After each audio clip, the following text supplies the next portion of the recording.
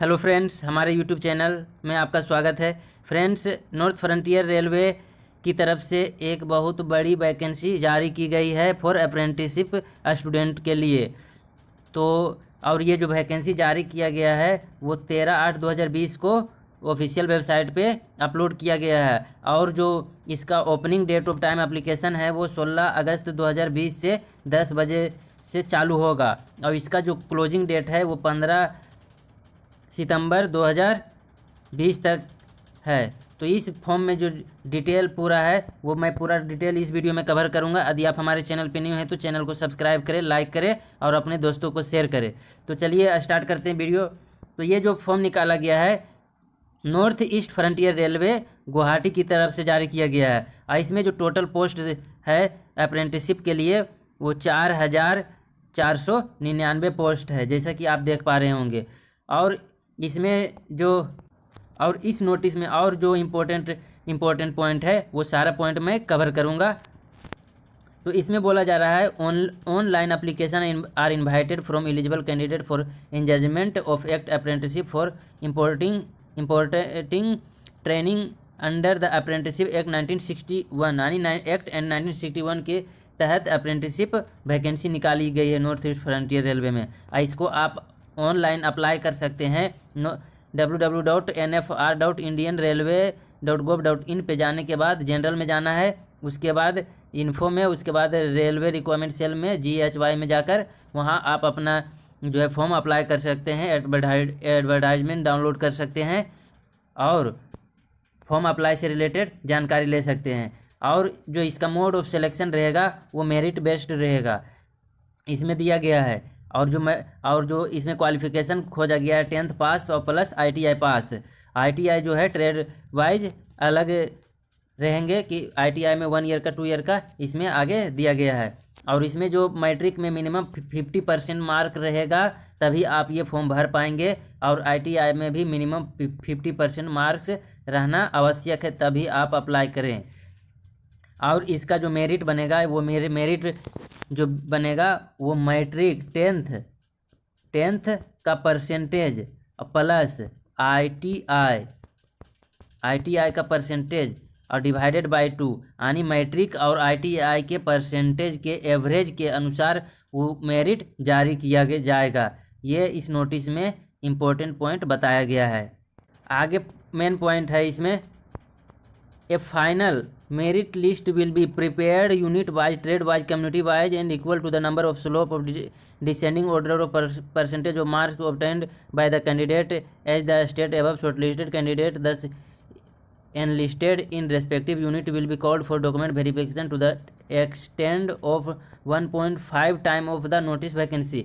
और इसमें जो पॉइंट में बोला जा रहा है कि जो फाइनल मेरिट लिस्ट बनेगा वो यूनिट वाइज, कम्युनिटी वाइज और नंबर ऑफ वैकेंसी स्लॉट के अनुसार घटते क्रम में वो में मेरिट बनेगा।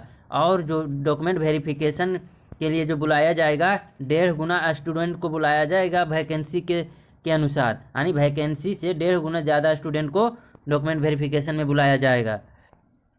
और इसमें जो वेरिफिकेशन टाइम में जो बोला जा रहा है मेडिकल सर्टिफिकेट के बारे में कि candidate finally enlisted would be subject to verification of original testimonial upload and production of medical certificate as per annexure attached. यानी इसमें जो इस नोटिस के नीचे में जो दिया गया है मेडिकल सर्टिफिकेट से रिलेटेड एनेक्जर, उसको जो है ओरिजिनल मेडिकल वेरिफिकेशन टाइम में आपको ले जाना है या अपलोड यदि वेबसाइट पे करने के लिए बोलेगा तो अपलोड करना है। जैसे कि अभी के डेट में जो है कुछ बोर्ड जो है वेरिफिकेशन नहीं करा पाने के कारण जो है डॉक्यूमेंट को ईमेल के माध्यम या वेबसाइट पे अपलोड करने के लिए बोला जा रहा है। जैसे कि भोपाल में अभी वेरिफिकेशन नहीं हो रहा है बल्कि डॉक्यूमेंट को अपलोड करने के लिए नोटिस जारी किया गया है।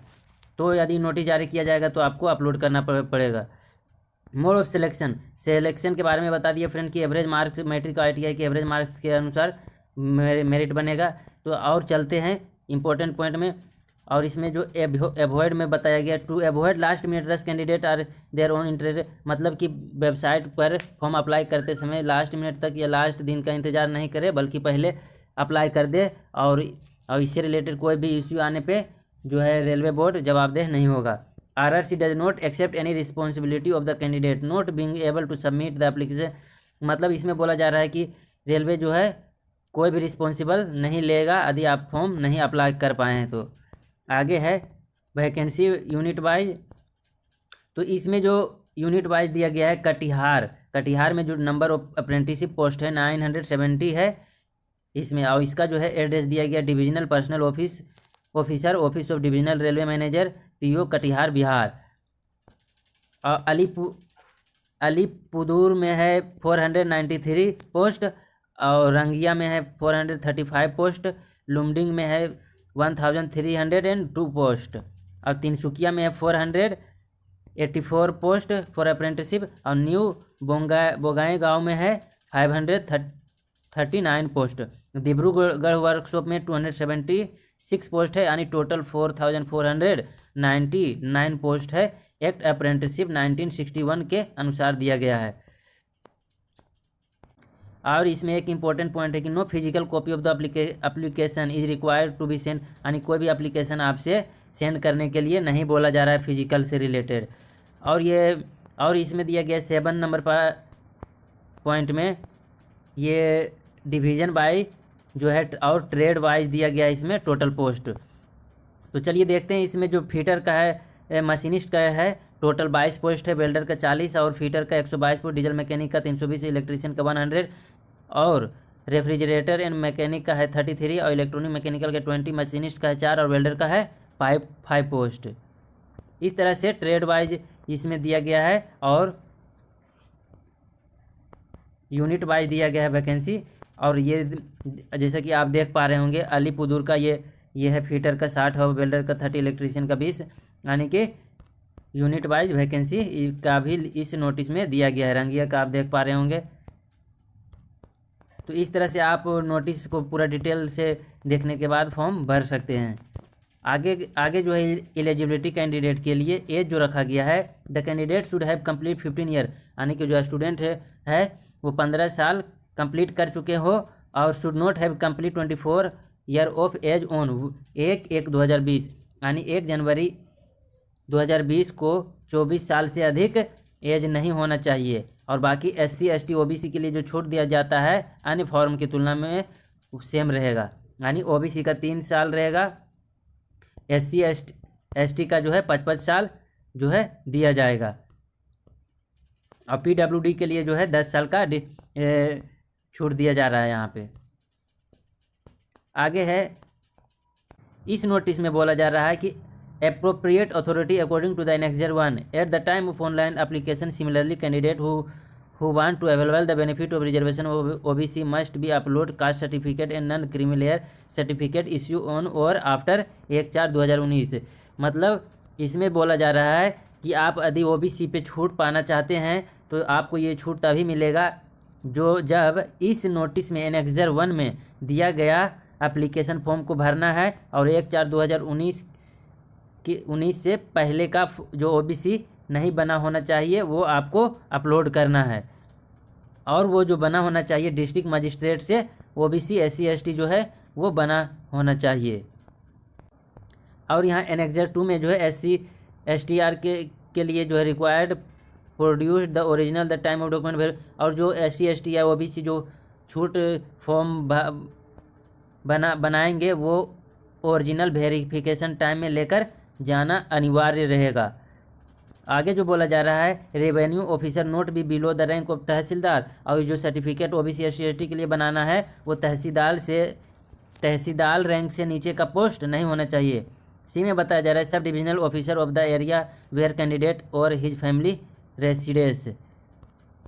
आगे है the candidate who want to available the benefit reservation of ex serviceman and arm force must be upload discharge certificate. मतलब यदि आपके फैमिली से रिलेटेड कोई एक्स सर्विसमैन है आर्मी या फोर्स से रिलेटेड, तो जो उनका डिस्चार्ज सर्टिफिकेट है उसको अपलोड करना या उससे रिलेटेड डॉक्यूमेंट वेरिफिकेशन टाइम ले जाना अनिवार्य है। आगे बोला जा रहा है in case of children ex serviceman children arm force servicing certificate respectively the case में बी और his her parent at the time of the online application, यानी ऑनलाइन एप्लीकेशन भरते समय भी इसकी ज़रूरत पड़ेगा आपको। आगे बोला जा रहा है मिनिमम एजुकेशन क्वालिफिकेशन, इसमें मैट्रिक और ITI पास 50% मार्क्स दोनों में मिनिमम रहना चाहिए।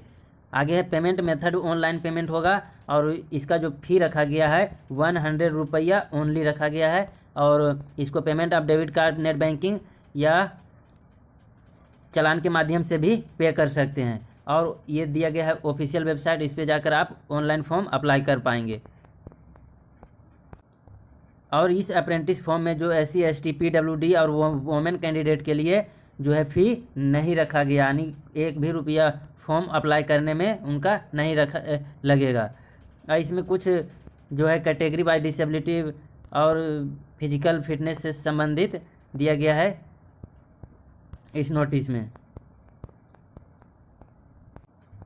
और इस फॉर्म को अप्लाई करने के लिए कैंडिडेट को इस वेबसाइट पे विजिट करना होगा या फिर इस वेबसाइट पे और प्रोवाइड फॉर फिलिंग जो फॉर्म रहेगा ऑनलाइन रहेगा। और candidate should be in possession of Aadhaar card, यानी इसमें आधार कार्ड मैंडेटरी रहेगा। आधार कार्ड से रिलेटेड जो डिटेल भरना रहेगा वो इस फॉर्म में रहेगा, जो 12 डिजिट का आधार कार्ड नंबर सभी को दिया गया है।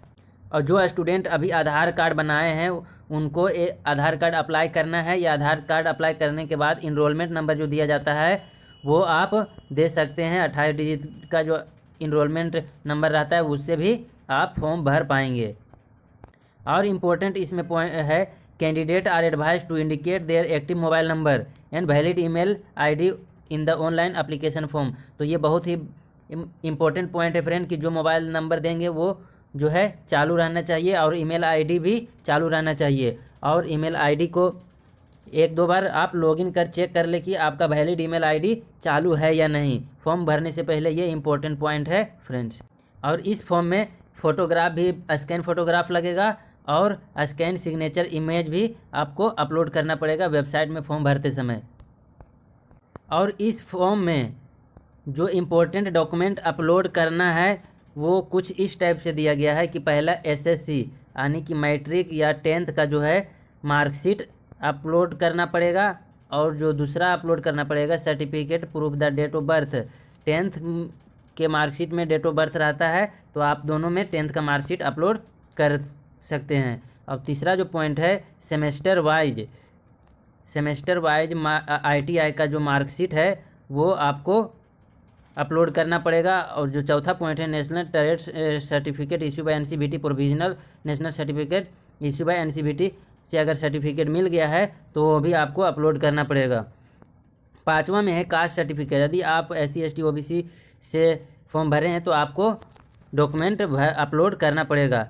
और 6 में है disability certificate in for PWD के लिए है। और डिस्चार्ज सर्टिफिकेट, यदि आप एक सर्विसमैन से भरे हैं तो यहाँ पे देखिए फ्रेंड्स डिस्चार्ज सर्टिफिकेट खोजा जा रहा है जिनके फैमिली डिस्चार्ज हैं एनी सर्विस से। और इसमें जो लास्ट रेसिप्ट फॉर एप्लीकेशन बोला जा रहा है, the online application complete in the respect can be submit through online process, no physical copy to application required to send. मतलब जो है फाइनल सबमिट करने के बाद आपसे कोई भी डॉक्यूमेंट सेंड करने के लिए नहीं बोला जा रहा है। आगे है training period and stipend, the candidate finally engaged will be provide stipend at the prescribe rate as the provision, no hotel accommodation will be provide and, यानी कि इसमें आपको कोई होटल की व्यवस्था नहीं करेगा जो कि अप्रेंटिसशिप एक्ट 96 के तहत है। और आपको जो स्टीपेंड आज के डेट में दिया जा रहा है या दिया जाएगा वो लगभग 9,027 रुपया लगभग अधिकतर बोर्ड में दिया जा रहा है। और यही 4 से 5 महीना पहले जो एक्ट अप्रेंटिस का स्टीपेंड था 8,793 रुपया दिया जा रहा था, जैसे कि रायपुर, बिलासपुर, छत्तीसगढ़ जिला में। और ये नॉर्थ ईस्ट फ्रंटियर में है तो स्टेट वाइज हर स्टेट में अपना रूल है अप्रेंटिस को कितना पेमेंट दिया जाएगा। तो ये स्टेट पे डिपेंड करता है फ्रेंड्स स्टीपेंड के कितना मिलेगा सो। और इसमें बोला जा रहा है मेडिकल सर्टिफिकेट जो ले जाना होगा आपको या बनाना होगा एनेक्जर 3 में दिया गया है। और वो जो डॉक्टर से बनाना है वो गैजेटेड ऑथोराइज डॉक्टर होना चाहिए, below rank of the assistant of surgeon central या स्टेट हॉस्पिटल पोस्ट पे रहना चाहिए, उसी डॉक्टर से आप सर्टिफिकेट बनाएं। जैसा कि आप एनेक्जर नंबर 1 देख पा रहे हैं, ये कास्ट सर्टिफिकेट है OBC के लिए, SC ST के लिए ये दिया गया है। ये एनेक्जर 1 है, ये एनेक्जर 2 है फॉर ओबीसी के लिए, वो भी एनेक्जर है।